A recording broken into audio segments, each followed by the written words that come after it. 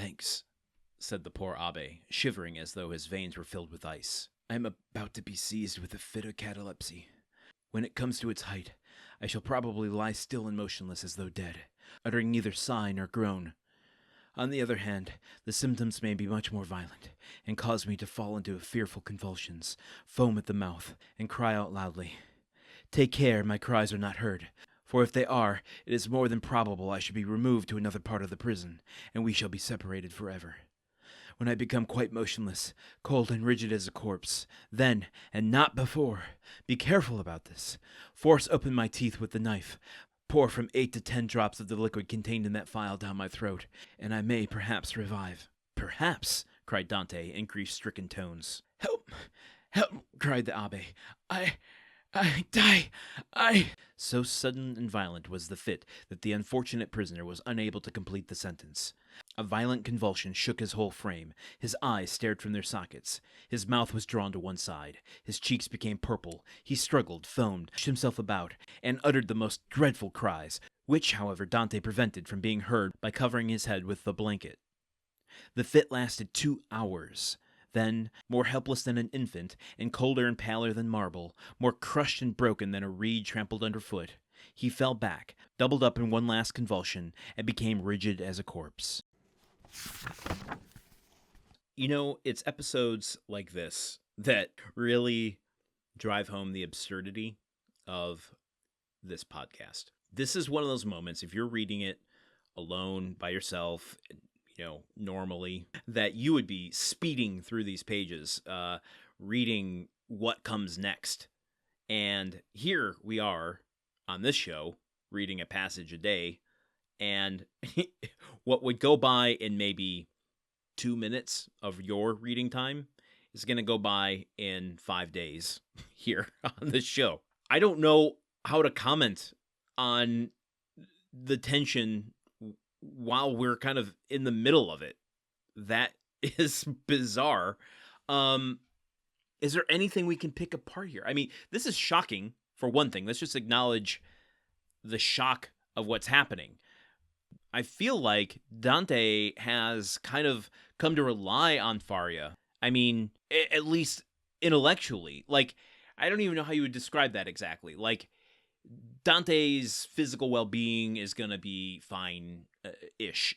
He's in prison, obviously, malnourished, of course. But he has come to rely on Faria for his identity, in a way. Not entirely. I mean, like, he has his own secret oath that we still don't know. But all of the new ways of thinking have come from Faria that have been shaping who Dante is. And let's not forget, this has been over 15 months now, potentially 21 months. I'm a little vague on that timeline still.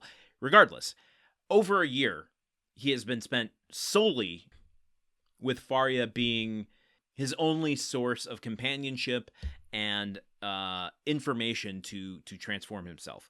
So this is significant to Dante. And Dumas, I don't know if you caught it. I'm sure you did. Why? You're smart. You're smarter than I am. But Dumas snuck a little thing in here that, or maybe snuck isn't the right word. It was pretty overt. But I think you read past it so quickly because this is such a tense moment that I don't know it immediately resonates what the implications of it can be, because you're so quickly onto the next word, sentence, paragraph, page.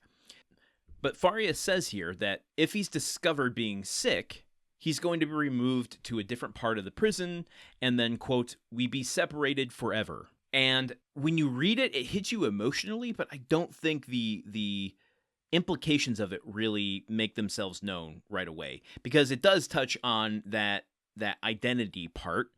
That what Dante can be taking away from that sentence, we be separated forever, is you will be losing part of your identity. You'll be losing access to the things that you are building yourself on. It's, yes, Faria as a person, a human being, a character, etc., but he is his sole source for all of this new information and new ways of thinking. I'm repeating myself, but we know that. because we've seen the transformation and what Faria has meant to Dante over this chapter.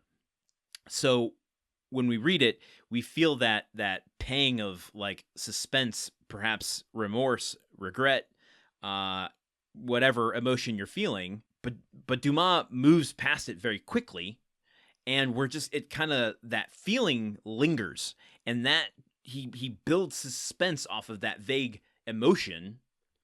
And now, like, we're at the end of this passage here. I don't know what's going to happen, and like, I feel a little terrified for Dante, for Faria. I mean, I'm not super emotionally invested in Faria, but this feels significant. This isn't just someone dying fruitlessly. This is a major access point to Dante being cut off. If Faria died, it would be like another kind of imprisonment for Dante, because it would be like you can start to see all of the things that could have been. Now, I think Dante probably has enough tools, the rope ladder, the chisel, the lever, the plan, actually, to escape on his own at this point. But it goes back to what we were talking about early on of a mental imprisonment. You can imprison someone's body, which is awful and terrible, but you can also imprison a person's mind by giving them just enough to know what they're missing and then denying them the rest of it. That creates a sort of obsession, that creates a compulsion, that creates all sorts of complexes that can negatively impact a character moving forward.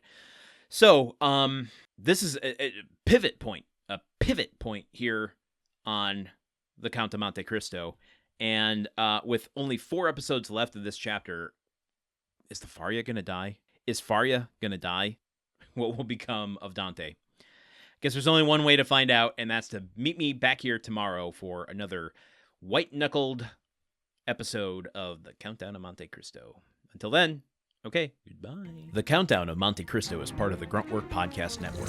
This show is produced, edited, and hosted by Landon Solano. The original text of the Count of Monte Cristo by Alexandre Dumas. Theme song by Magic Solo. If you want to support the show and others like it, visit patreon.com/gruntworkpod. Thank you for listening. See you tomorrow.